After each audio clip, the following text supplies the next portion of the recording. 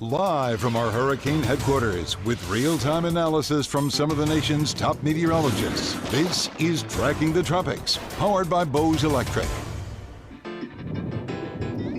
With June proving to be eventful in the tropics, July could look a little bit different as a plume of Saharan dust moves towards the Gulf of Mexico next week. Saharan dust, it has a direct impact on tropical development, and we're going to explain exactly why on this episode of Tracking the Tropics, powered by Bose Electric. Hello there to you folks. Happy Wednesday afternoon to you. JB here with you in your hurricane headquarters in the WFLA Now Stream Center on Tracking the Tropics with Amanda Holly, of course, Tracking the Tropics meteorologist who you see on a week-to-week basis, and our featured meteorologist today joining us from WCBD in Charleston, South Carolina, Olivia Lawrence. We can't wait to have Olivia join the conversation. You can join the conversation wherever you're watching from. The hashtags all around your screen is what we use to bring you interactively into the conversation no matter what platform you are watching on. We're going to get to your hashtag-based comments, your questions in just a bit, but first, we're going to send things over to Amanda at the wall to break down exactly, Amanda, what we're looking at in the tropics. My goodness, what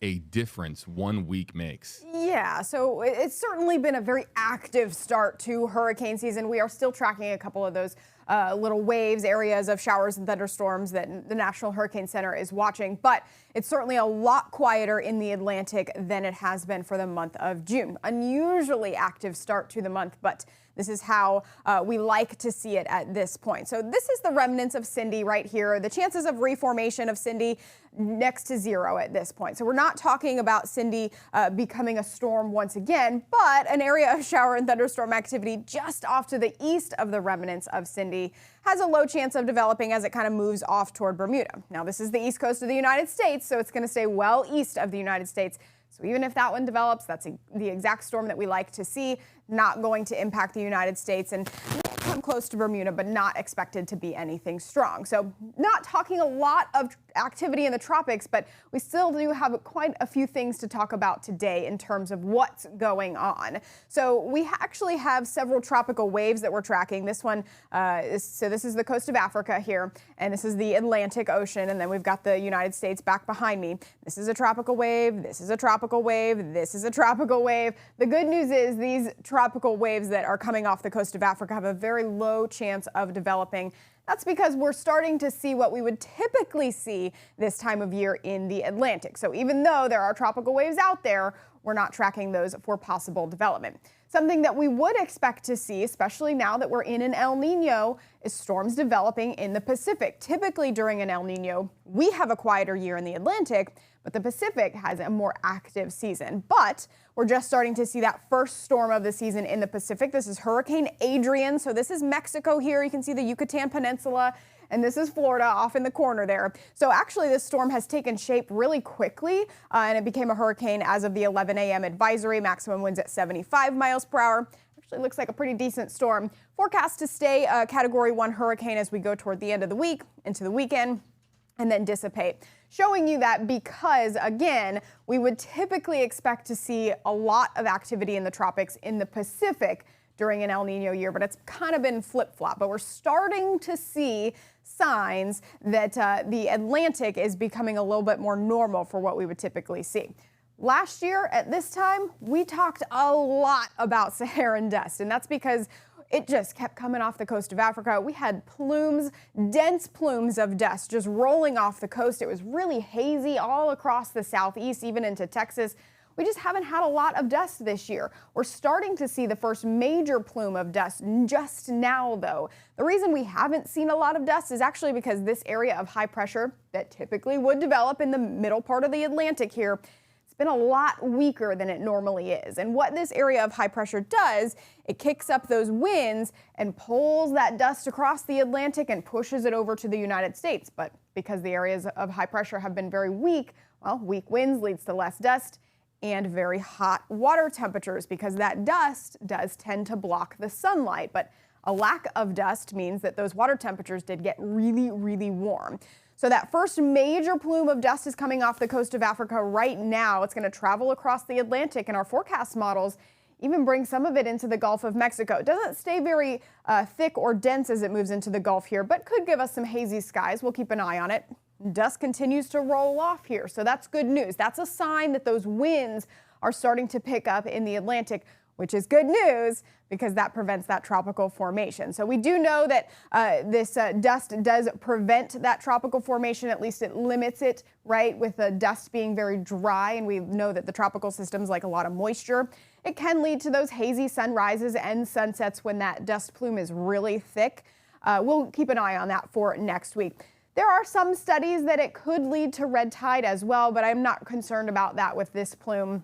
And for some, it does bother you if you are affected by high amounts of pollution, can lead to kind of itchy eyes and just gives you a little bit more allergies. The one thing I'm excited about, though, for this dust is that we have talked a lot this year about record hot water temperatures in this main development region between Africa and the Caribbean and the United States here. So it's still really, really hot here. But again, we haven't seen any dust. Now that the dust is starting to develop, we're hoping that the plumes will stay rather thick and dense and block some of that sunlight, which will lead to prevent further warming of those water temperatures.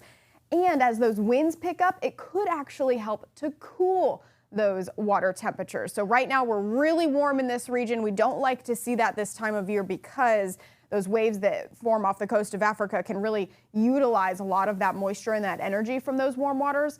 But this dust just might help us here over the next several weeks. So we hope to see that dust continuing. Right now, we're just tracking that first major plume of Saharan dust. Amanda Holly with the very latest as to what's going on out there in the tropics as we get ready for July, and particularly July 4th weekend. Olivia Lawrence, our featured meteorologist, joining us here today. I'm going to start to now look for any of your hashtag-based questions and comments, folks, interactively in our Facebook comment section. Of course, we'll look on Twitter. We will look on Instagram Live, which we'll talk a little bit about in just a few minutes. But Olivia, I want to bring you into the conversation because there's a lot to talk about here as far as the tropics right now, warm sea surface temperatures. We've been talking about El Nino now, Saharan dust. What's been catching your eye as far as this season so far? Well, just as Amanda mentioned earlier this season, we saw a pretty strong lineup of a couple different depressions out there in the Atlantic that could have shaped up to become an issue for us here along the southeastern coast of the United States in terms of a tropical depression, even maybe a storm or a hurricane. As many of us know, it is still really early in hurricane season to see any of those picking up and increasing towards that max wind speed we'd need to name it a hurricane. But at this point, as we mentioned, there hasn't been a lot of Saharan dust out over the Atlantic to kind of improve our chances of seeing a quieter year. It is still, though, really early, and the environment's not quite setting up for those storms to escalate into hurricanes. So in terms of named storms, we've seen a few, but we've been lucky enough to not see those escalate any further.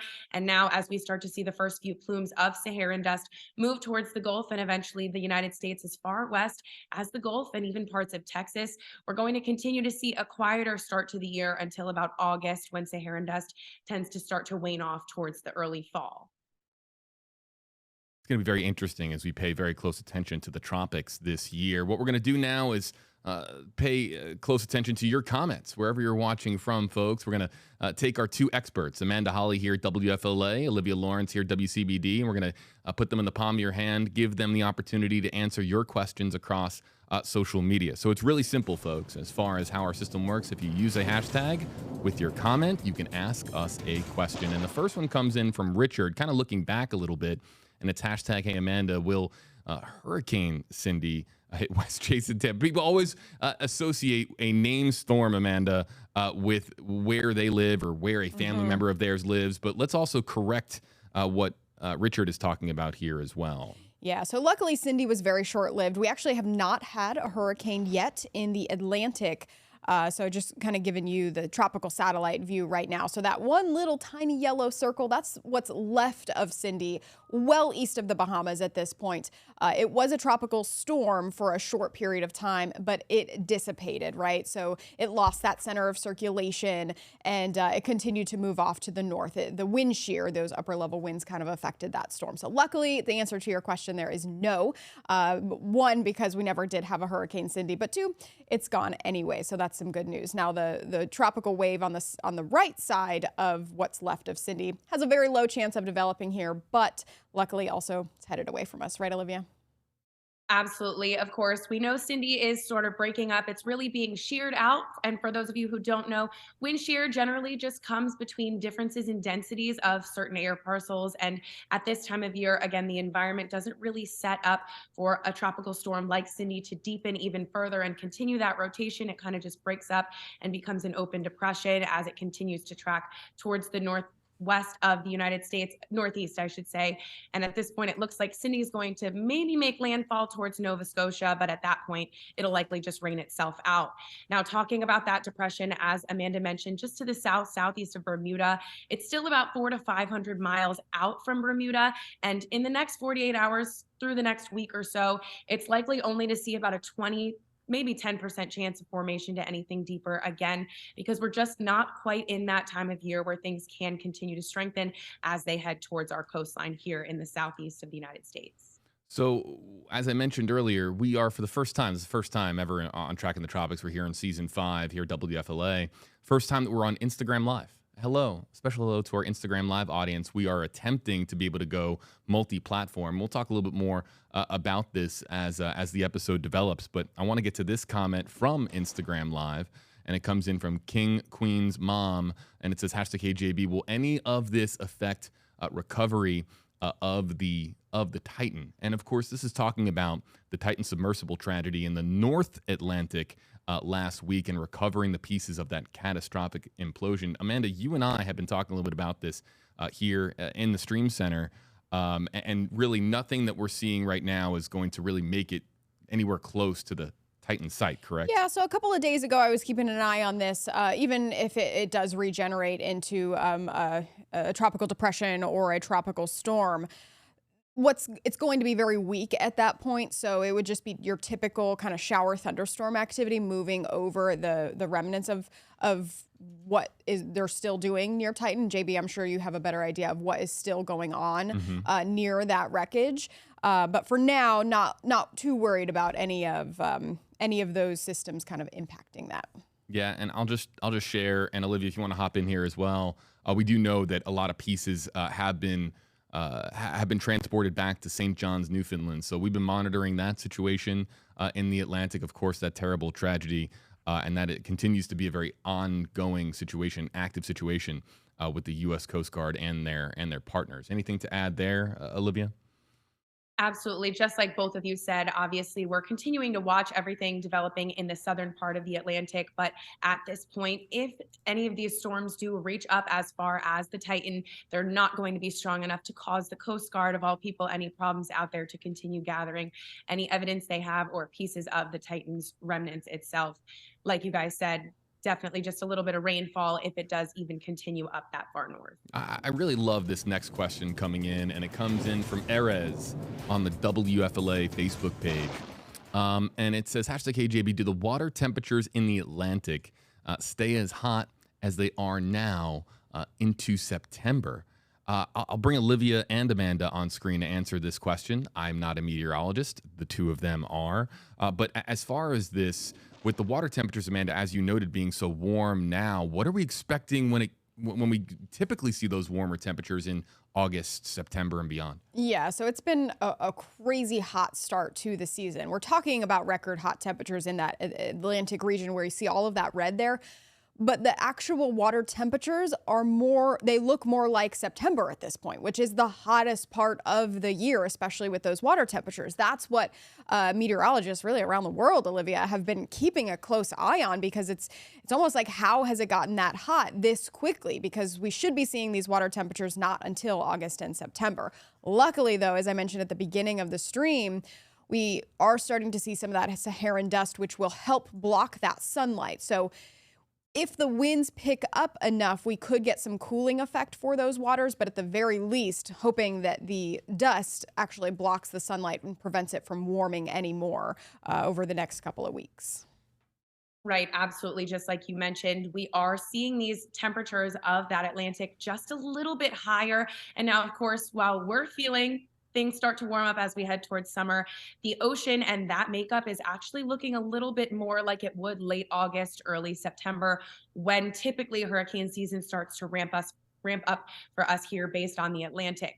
As you mentioned, with that said, the iron-rich particles inside of Saharan dust, which is now starting to make its way a little bit later out over the Atlantic, likely to reflect a lot of that sunlight and not only keep the atmosphere, but also those surface level temperatures of the ocean a little bit cooler.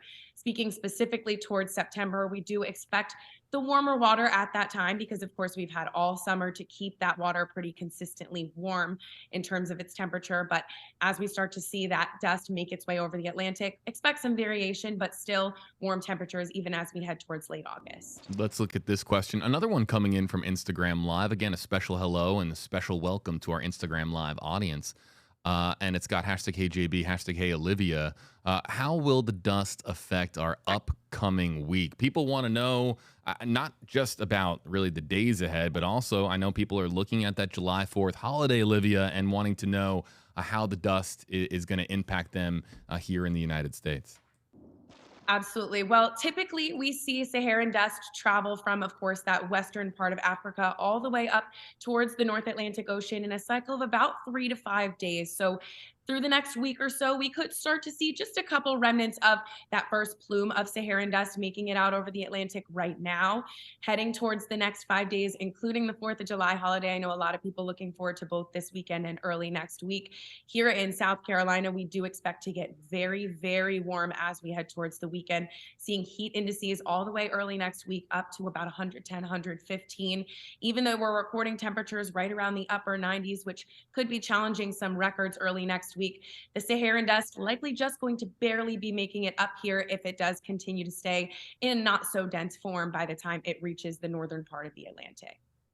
Yeah, so I mean, this is the forecast, what you see on your screen right now on Tuesday. This is July 4th of next week. And you can kind of see the brown shades in the Gulf of Mexico, certainly over the Caribbean there.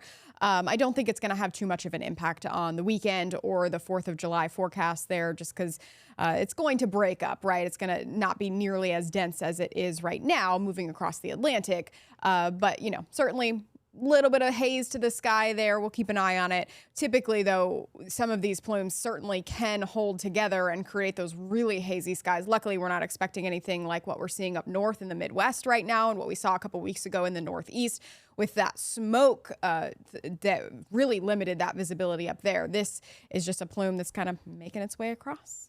I'm going to pivot from the scientific talk here for just a second and ask if anybody if we have any romantics in the comment section on Instagram Live or Facebook Live. Amanda knows where I'm going with this, but if we have any romantics in the comment section, you guys can comment with a heart and let me know you're out there and one of those heart emojis because, and let me explain why.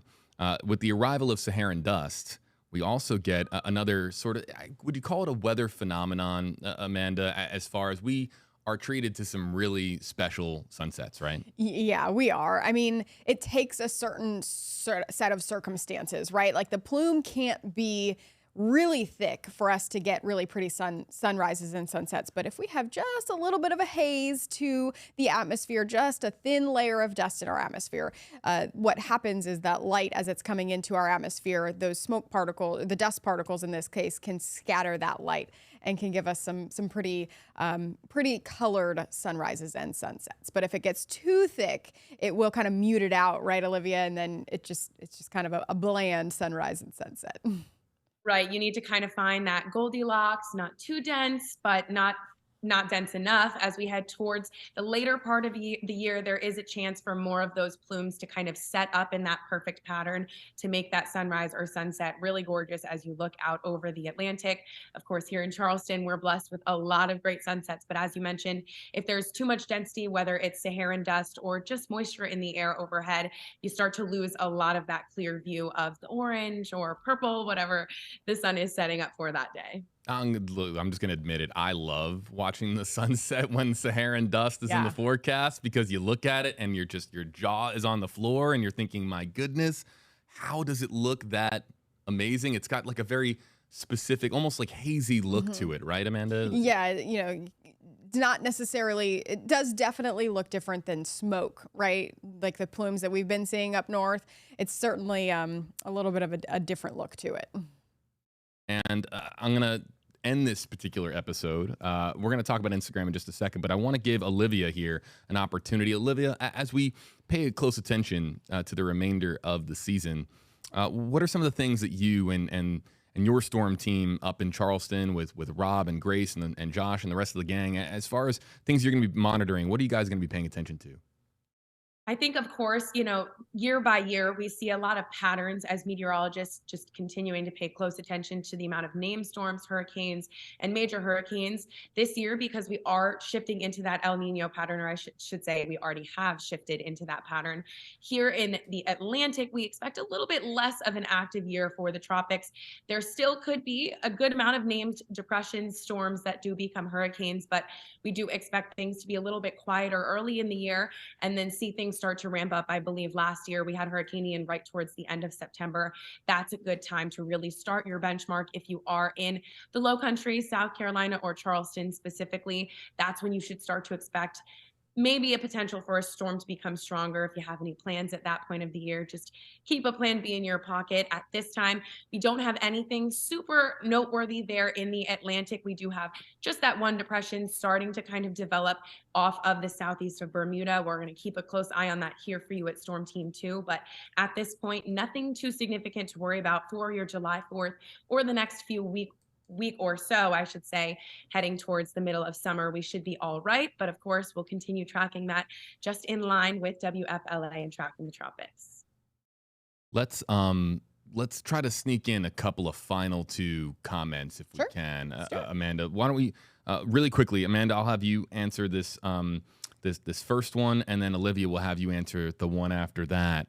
Let's go to Robert for you, Amanda. Does this dust have a cooling effect on the Atlantic warm waters? So the dust itself won't have a cooling effect on the waters, and I'm just going to pull up my graphic here really quick. The dust itself won't cool the waters down, but the dust could prevent further warming. It's the winds that should start to pick up out over the Atlantic that will actually help to cool the waters down, because it encourages mixing of the water, and it will actually bring up some of those cooler waters from the deeper depths. So that's what we're hoping for, right? The dust to continue, it's like a double whammy effect. So the dust continues to prevent further warming, and the winds pick up, which would actually be the effect that cools those waters. And then we'll go to this final comment from Instagram Live from Seamanect, hashtag Olivia and Amanda. What happened to El Nino setting up? Asking about the current status, Olivia, of El Nino. Right. Well, as far as all of us are concerned in terms of meteorologists, the National Weather Service, and the Storm Prediction Center, we have now definitely shifted into the El Nino pattern here in the Northern Hemisphere. We're coming out of La Nina, and that typically means in La Nina phase, the tropical Atlantic does start to see those storms picking up earlier and in a stronger capacity. Now, as we shift into El Nino and have already landed there for this year, the National Weather Service as well as the Storm Prediction Center are calling for less named storms and less eventual hurricanes if they do escalate that far, because again, the atmosphere just doesn't quite set up the way we need with those warm waters making it to our coastline through the later part of the year when the environment is in a better situation for a hurricane to develop and deepen along our coast. Meteorologist Olivia Lawrence joining us from WCBD in Charleston, South Carolina. Great to have her on the program. As I mentioned, this is our first time ever. A special welcome to our Instagram Live audience. This was really done, Amanda, as a test live stream. Every season of Tracking the Tropics, every major storm, we learn more about how to reach people, especially in the event that a storm is impacting a particular area, the power goes out, and certain platforms are going to be more accessible to certain people.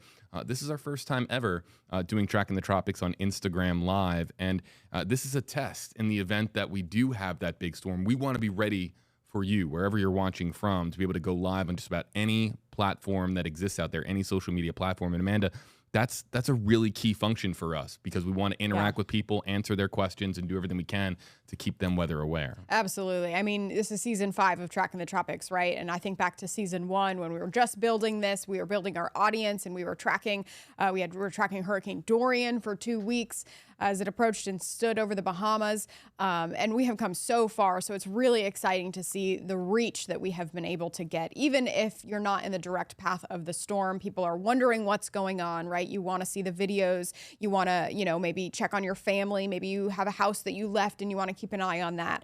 So every which way that we can connect with our viewers. We are doing our best, and JB is kind of the man behind it all. He's certainly been able to progress Tracking the Tropics a lot. We just want to keep people safe. Yeah. I mean, Amanda, right? I mean, and that's reach as many people as possible. That's right. The more people that we reach, the more we get out good, credible information from the meteorologists that are part of not just our station, but of course, Nexstar Nation. Olivia Lawrence joining us from our Nexstar affiliated station in Charleston, South Carolina. That's what this is all about. And for the real weather nerds out there listening on Apple Podcasts or Spotify, a special hello and welcome to you as well. We try to have, really interesting weather conversations pertaining to the tropics. So being multi-platform is really a core mission for us in trying to reach people on their platform of choice. With that said, I'd really like to thank one more time WCBD meteorologist Olivia Lawrence joining us from Charleston. Of course, meteorologist Amanda Holly here with us at WFLA. I'm JB Buno. All the information that you need about the current situation in the tropics is on trackingthetropics.tv. Tracking the Tropics, powered by Bose Electric, is live every Wednesday at 12:30 Eastern, 11:30 Central, or when storms form. We feature some of the best meteorologists across the country to put their expertise in the palm of your hand. Thanks so much for joining us on this Wednesday edition of Tracking the Tropics. We'll see you next time here from the WFLA Now Stream Center. Find Tracking the Tropics on these platforms. And for storm updates, the latest models, and helpful resources, visit trackingthetropics.tv.